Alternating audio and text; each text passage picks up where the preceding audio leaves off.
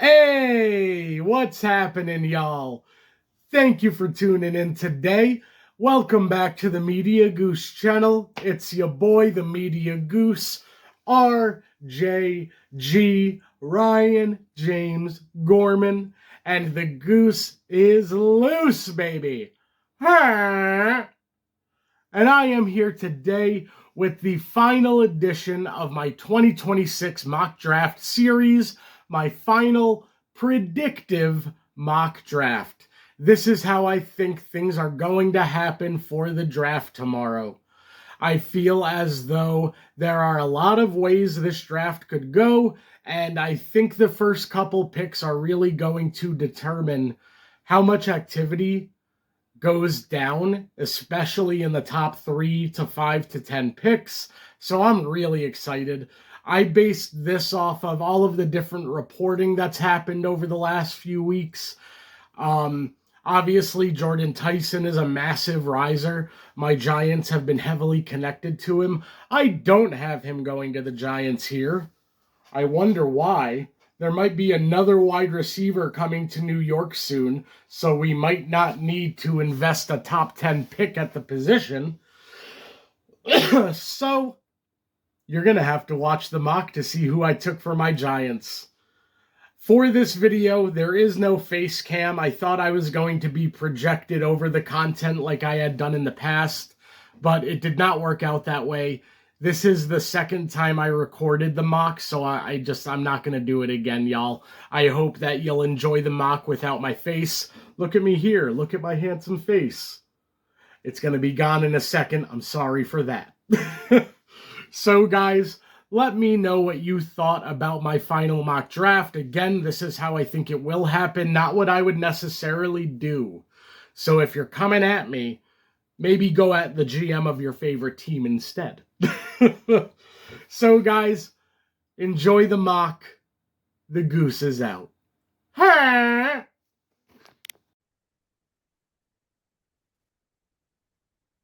With the first overall pick in the 2026 draft, the Raiders are selecting their quarterback of the future, Fernando Mendoza. Fernando should be really effective right away. I mean, he's going to be protected by the fact that Kirk Cousins is likely going to start the first 6 games of the year. And if Fernando's ready, he'll play this year. But I also wouldn't be shocked if he doesn't play a lot this year. They're going to do what they can to ensure his long-term success. And now, for number 2, there's been a lot of reporting between Arvell Reese and David Bailey.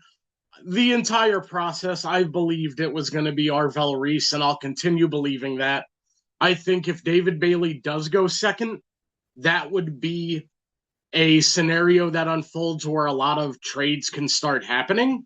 But in this scenario, David Bailey is just going to... No.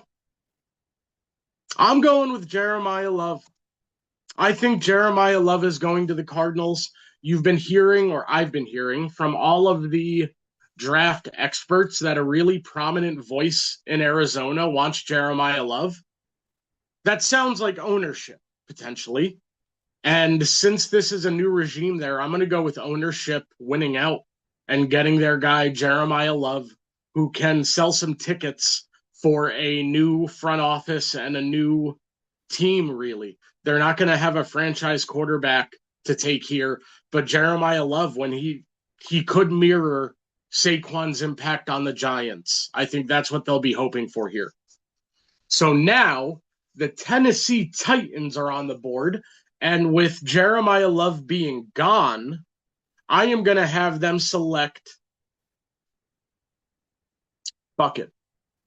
I'm going to say they take Sonny Styles. I think that Robert Saleh is going to want his Fred Warner in the middle of that defense, and I think that he thinks Sonny Styles will have that kind of ability.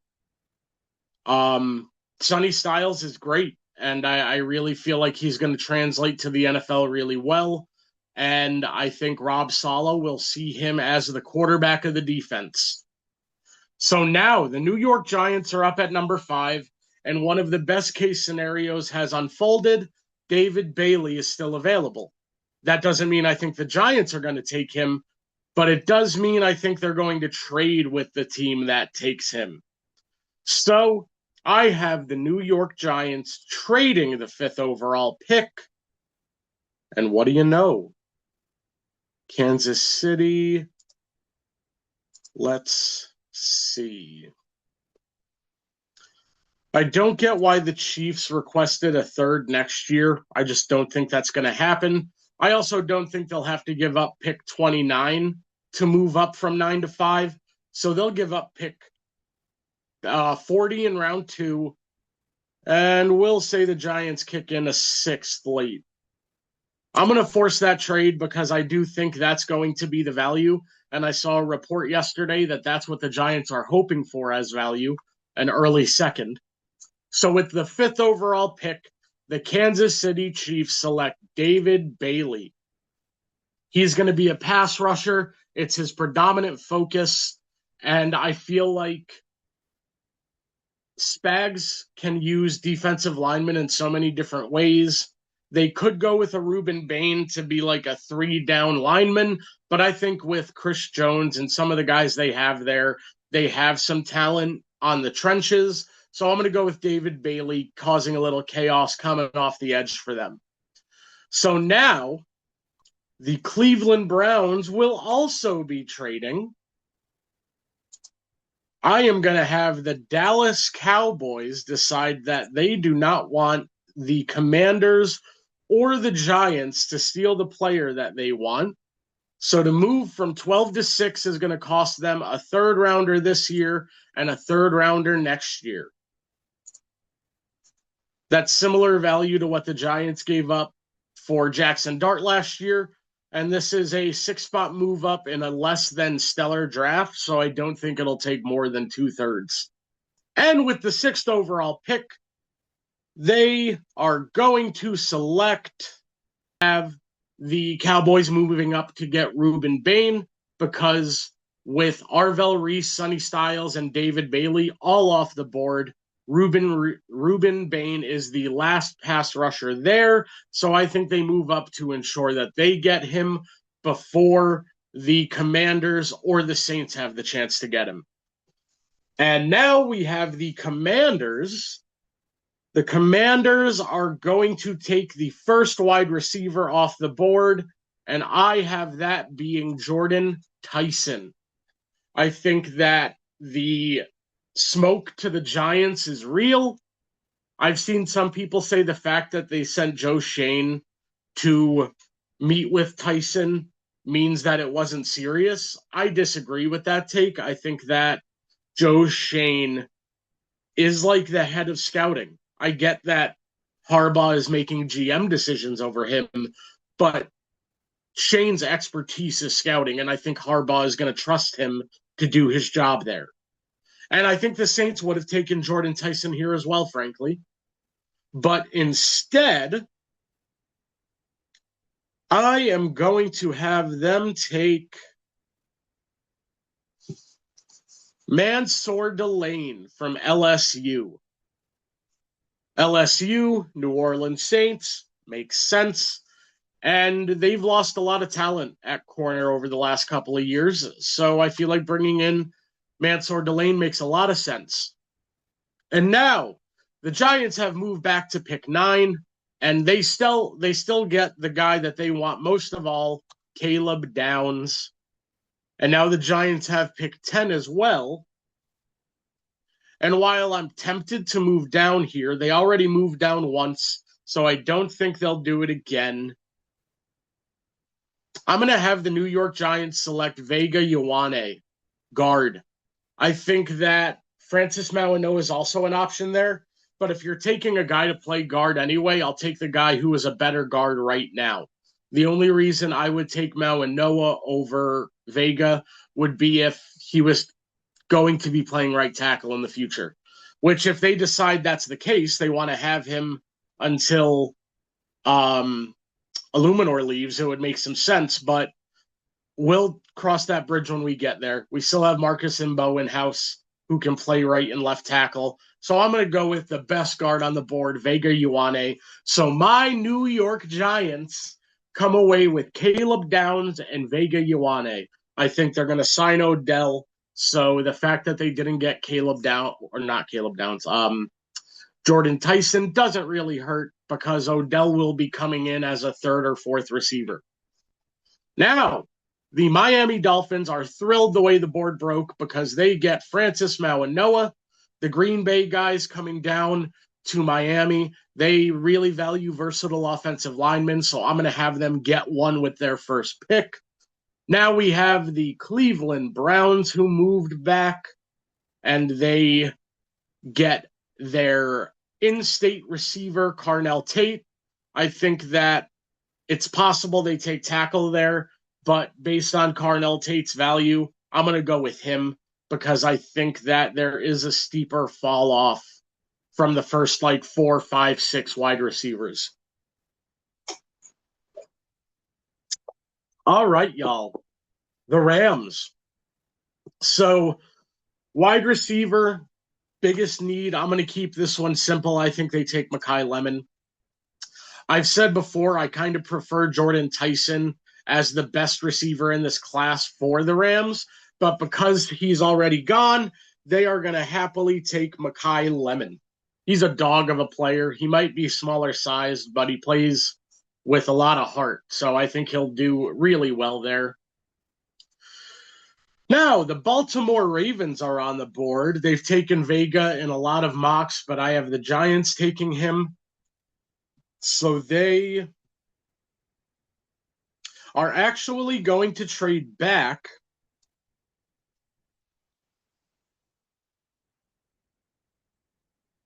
with the Detroit Lions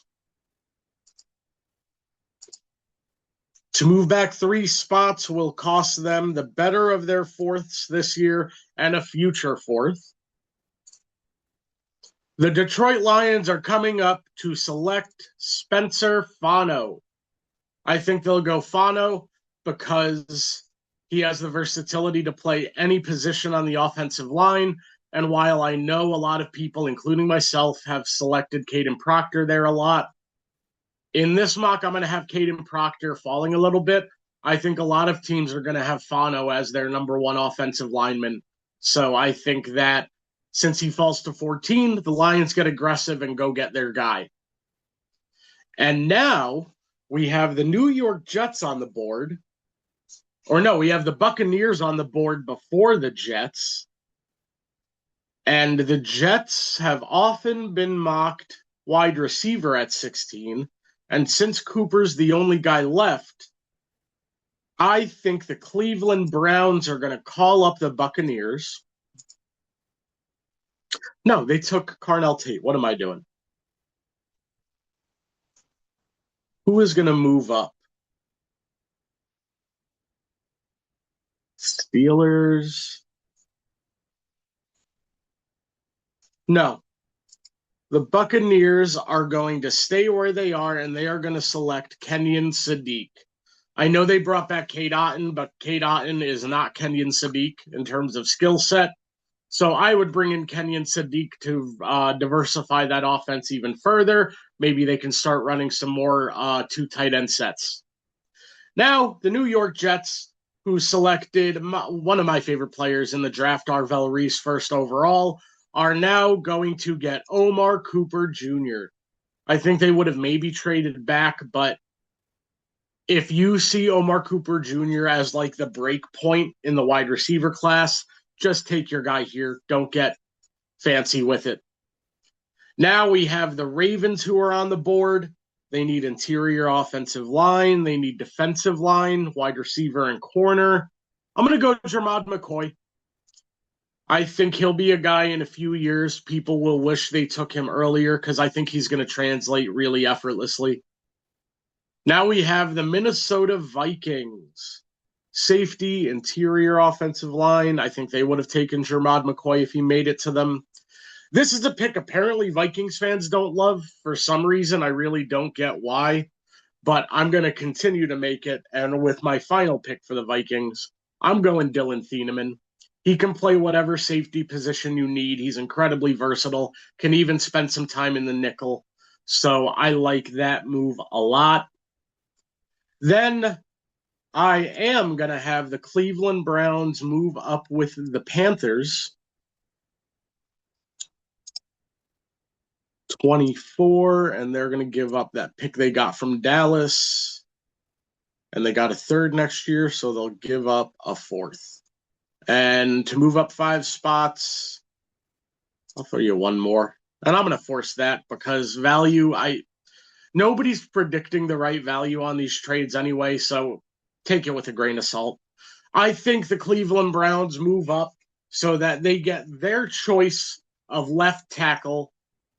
And while I myself and a lot of people have consistently mocked Monroe Freeling there,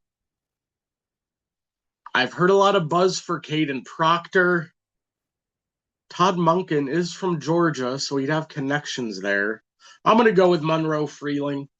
It's been a player-team connection for a long time between those two. But we have the Dallas Cowboys back up at 20 after they moved up to take Ruben Bain. And they still need a linebacker or a corner. Or they could use offensive line. Fuck it. I'm going to go Caden Proctor, the guy I think is the best on the board.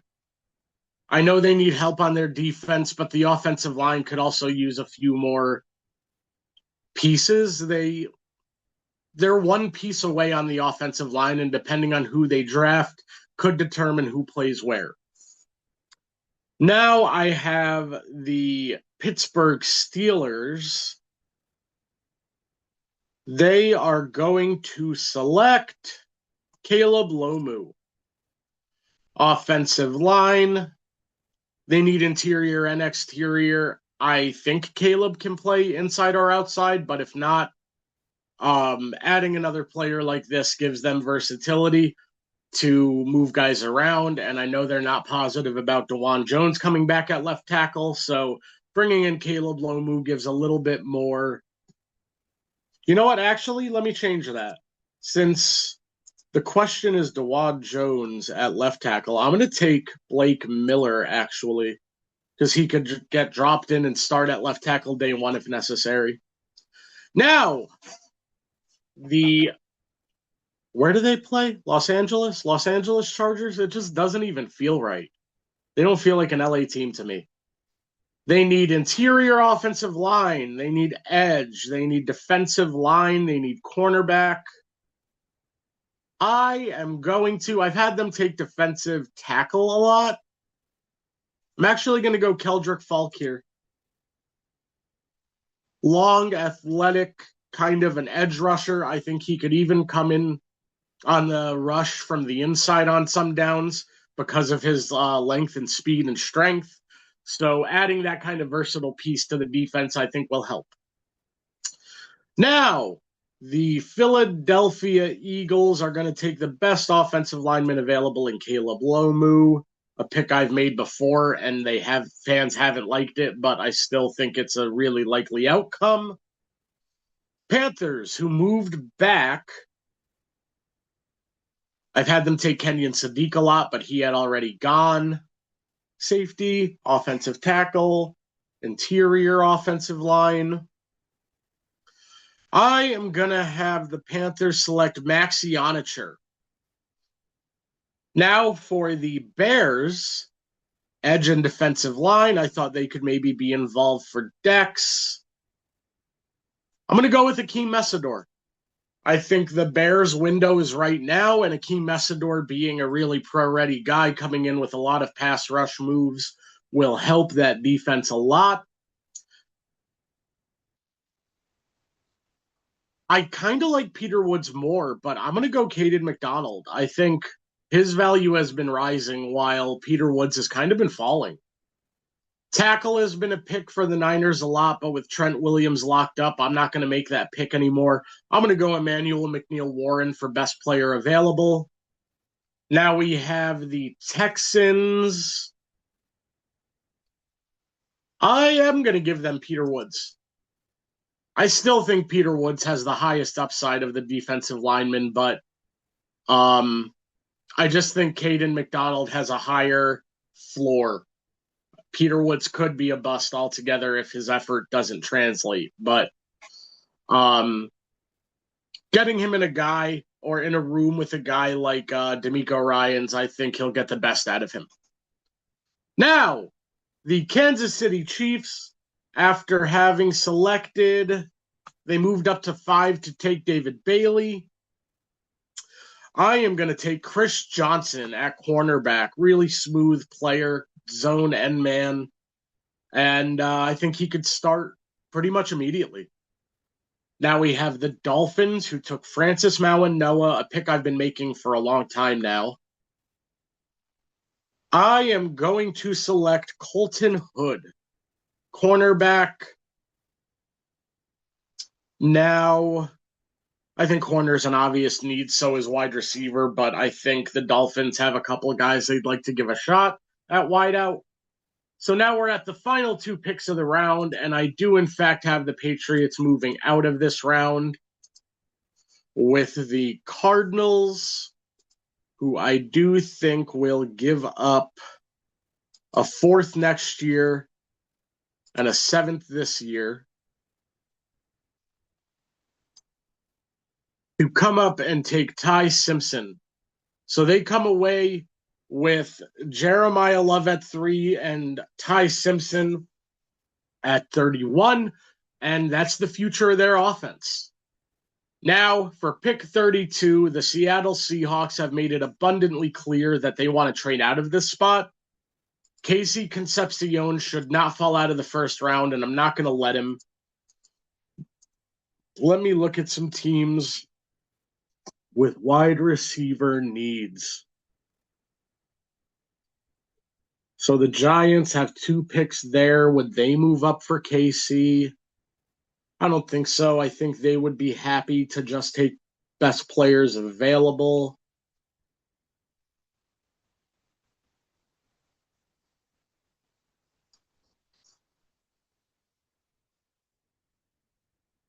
Let's see.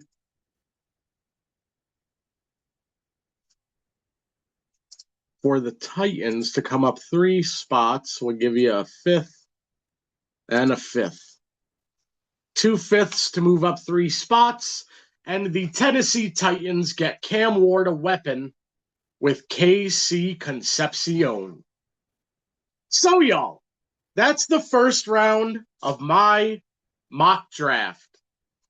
This is predictive. This is how I think things are going to go. Let's go through this one more time.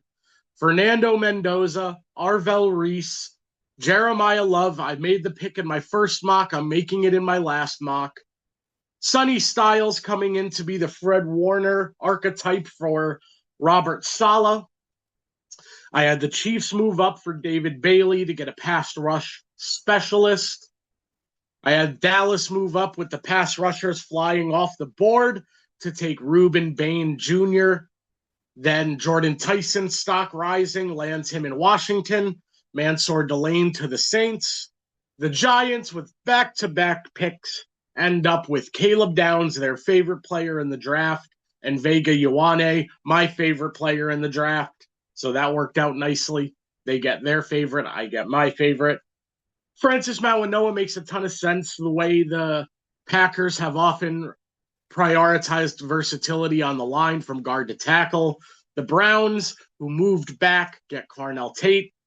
One of the most mocked picks in the draft is Mekhi Lemon to the Rams. I went there as well. Since Vega was gone, I had the Lions move up to take Spencer Fano. The Ravens were okay moving down because they didn't see any guard as good as Vega. Then I had the Bucks taking Kenyon Sadiq. The Jets got Omar Cooper Jr. The Ravens moved back and still landed Jermod McCoy, so they're happy about that. Then we have Dylan Thieneman to the Vikings, a pretty chalky pick, seeing that a lot. I had the Browns move back up.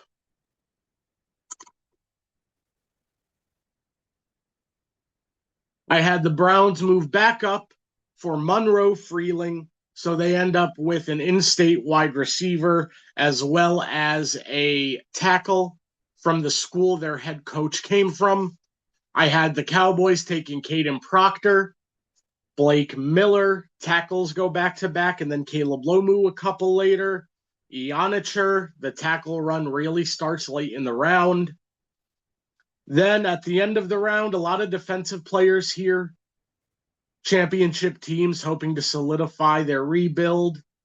Then at the end of the round, I had Ty Simpson to the Cardinals, and the Titans came up to get KC Concepcion. All right, y'all. So that is my final mock draft of the 2026 draft season. Thank you so much to everyone who has watched my draft content this season. I can't wait to get back to making more content next year. I'm going to include draft content throughout the NFL season as well, talking about mock drafts for the coming year. I also hope to do a mock, or not a mock, but a reaction to the draft, one by myself, and then potentially one with my good friend Ryan, where we talk about the New York Giants draft specifically. Let me know what other kind of content you'd be interested in the next few weeks if it's draft related. Otherwise, I will see you as we get closer to the NFL season and I become like a weekly reporter for my New York Giants. So guys, thank you for hanging out today. I hope you enjoy the draft. May the odds be ever in your favor. The Goose is out. Ha!